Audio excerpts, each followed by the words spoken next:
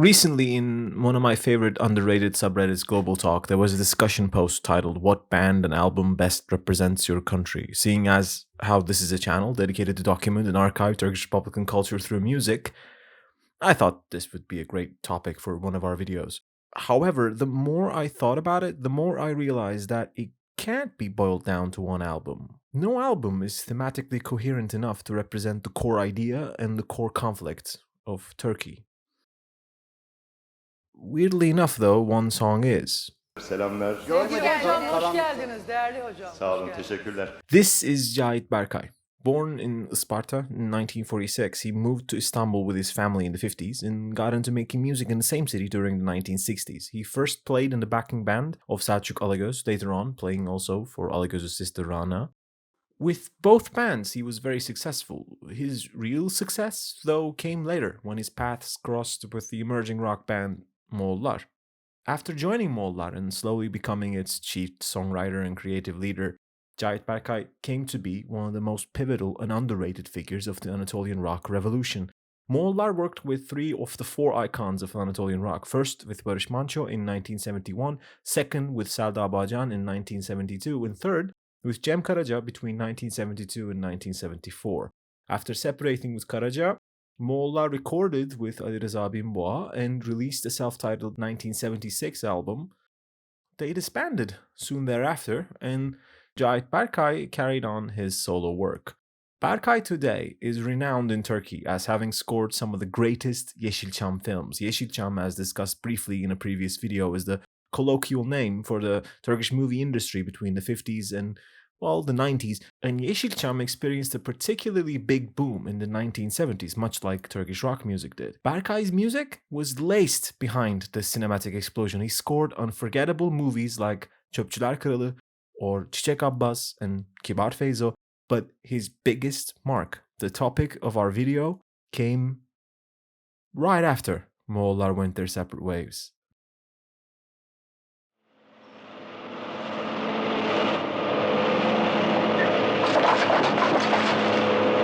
The movie was called Selvi Boylum Alyazmalım, and it received an international release under the name The Girl with the Red Scarf. The literal title of the movie is quite close. It's My Cypress Heighted One, My Red Scarred One, cypress trees being quite a popular simile for height in Turkish language. The stars of the movie are Kadir İnanır and Türkan Şoray, both legendary actors who were at the peak of their powers in the late 70s. The movie was adapted to screen from a story by Cengiz Aytmatov, a Soviet-born Kyrgyz author. Kyrgyz being a Turkic language, the producers of the film were certain that the core values would translate. And they were right. It's essentially a love story between three people, İlyas, Asya, and Cemşit. İlyas is a city-born truck driver who meets Asya while working on a construction of a dam near her village. They instantly fall in love, and Asya runs away to be with İlyas, and they get married, have a kid. But then things go wrong, and İlyas abandons his family. Asya then meets Cemşit, who helps both Asya and her son and takes them in, and the kid then grows up thinking Cemşit is his dad, and Asya grows comfortable.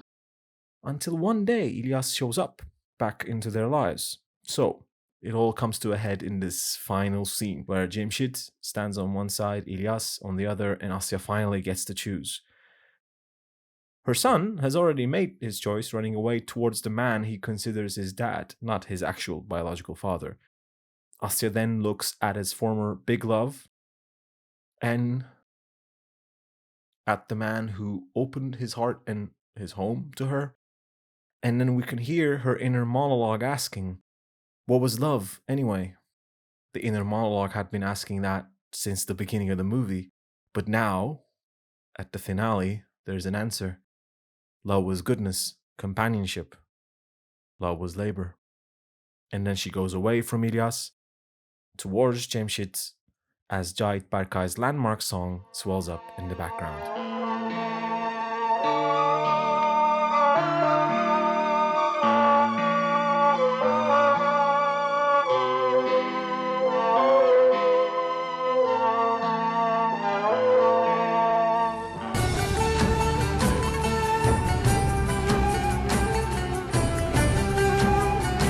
That's Alyazmalım. That if anything, is the song that best represents Turkey. It's a song composed by one of the forefathers of the Anatolian rock revolution, meant to score one of the biggest movies of Turkish history, telling a love story written by a Kyrgyz author that ends with the grandest of all grand proclamations. Love is goodness, love is companionship, love is labor. I'm not even going to attempt to get under all the rocks on this path because I don't need to. Because the song Alyazmalım by Cahit Berkay is right here. Anytime you need a reminder of the type of tough love, the good love, the laborious love poets and bards of the mountains talk about, the song Alyazmalım by Cahit Berkay will always be there. And it will make you remember. Love was goodness. Love was companionship. Love was labor.